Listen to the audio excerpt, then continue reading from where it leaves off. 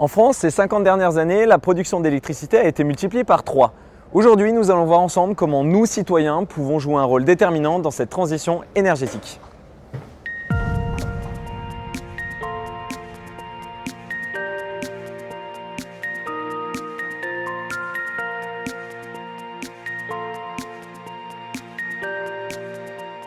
Et si on va vous aider à démêler le vrai du faux sur le sujet de l'électricité qui est particulièrement complexe en France, il faut savoir que la meilleure électricité, c'est celle qu'on ne consomme pas. Voici 10 conseils pour faire plusieurs centaines d'euros d'économie par an et par foyer. On éteint ses appareils en veille avec des multiprises on-off. On coupe la Wi-Fi avant de partir au travail ou la nuit avant de se coucher. On dégivre son congélateur dès qu'il y a plus de 3 mm de glace. On peut aussi nettoyer la grille arrière de son frigo tous les 3 mois. On fait tourner son lave-vaisselle en programme court. On peut baisser le chauffage à 17 degrés dans les chambres et 19 degrés dans les pièces à vivre. On débranche ses chargeurs de téléphone quand on n'en a plus besoin. On remplace nos vieilles ampoules par des LED plus économes. On lave son linge à l'eau froide dans la machine à laver.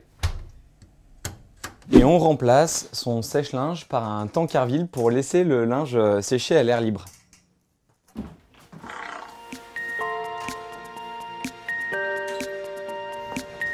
On vient de voir comment on pouvait moins consommer, on va voir maintenant comment on peut mieux consommer.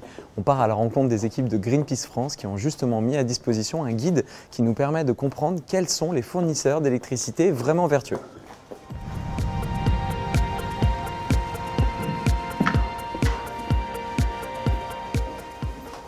Bonjour. Bonjour. Tout va bien? Très bien. Alix, tu es chargée de campagne énergie chez Greenpeace et moi j'ai une question pour toi. Qu'est-ce qui se passe derrière la prise? Alors, notre électricité, elle provient de plusieurs sources. Un tout petit peu d'énergie fossile aujourd'hui, encore quelques centrales à charbon et quelques centrales à gaz.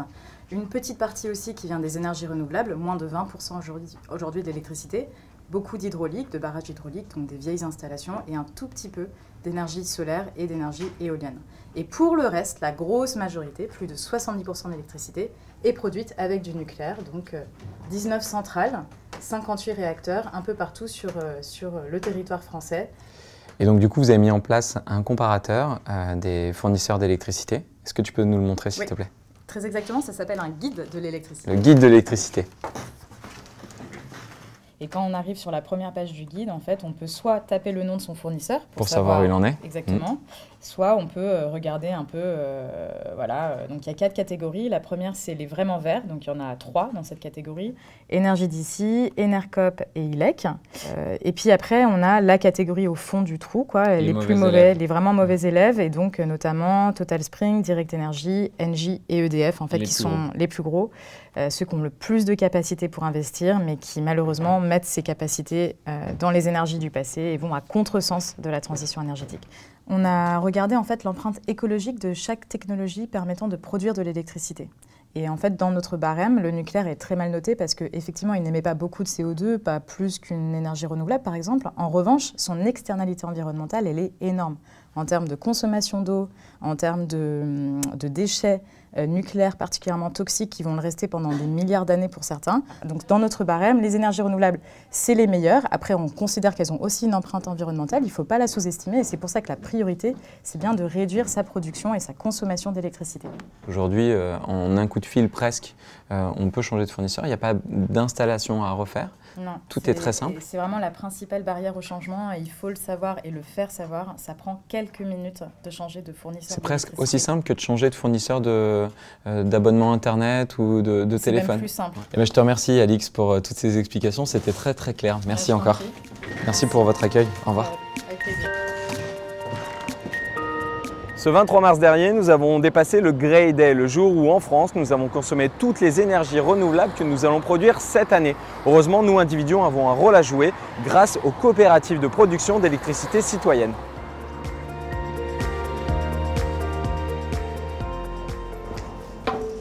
Marc, Laurent. Salut Julien. Comment ça va? Très bien. Ça va et toi, bienvenue? Bah merci. Bienvenue sur les toits de la Alpajol. Tu nous fais un tour? Allez, on y va. Allez. C'est à peu près 2000 panneaux solaires, Ouais. 2000 panneaux comme celui-ci. C'est l'équivalent de la consommation de 300 foyers. C'est une des plus grandes centrales parisiennes en fait. Vous accompagnez des collectifs de citoyens qui veulent accélérer cette transition énergétique. Qu'est-ce que tu dirais à toutes ces personnes qui ont envie de soutenir cette transition, peut-être pas en se lançant dès le début dans la création d'un collectif? Est-ce qu'il y a des moyens de mettre quand même la main à la pâte?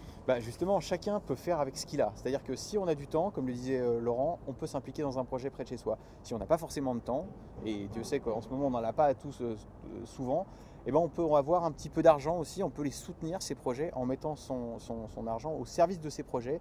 Donc quand je dis l'argent, il ne s'agit pas de donner de l'argent, il s'agit bien de placer son argent dans Énergie Partagée par exemple, qui va aller aider tous ces projets pour les aider à sortir de terre. Eh bien, les faits de devenir producteur soi-même, de comprendre ce que c'est que de produire de l'énergie, ce côté malgré tout impactant, quoi qu'il en soit, hein, pour la planète, ça rend les gens plus économes. C'est une vertu pédagogique. Totalement. Eh ben Marc, merci pour cette belle visite. De rien, merci à toi. Laurent, bravo pour vos Merci projets. Julien. À bientôt. Hâte de voir ça, ouais, à bien.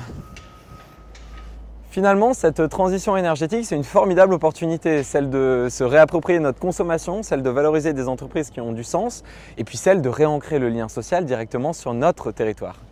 Changer son monde, c'est changer le monde, et participer à la construction d'un monde meilleur, ça commence par moi.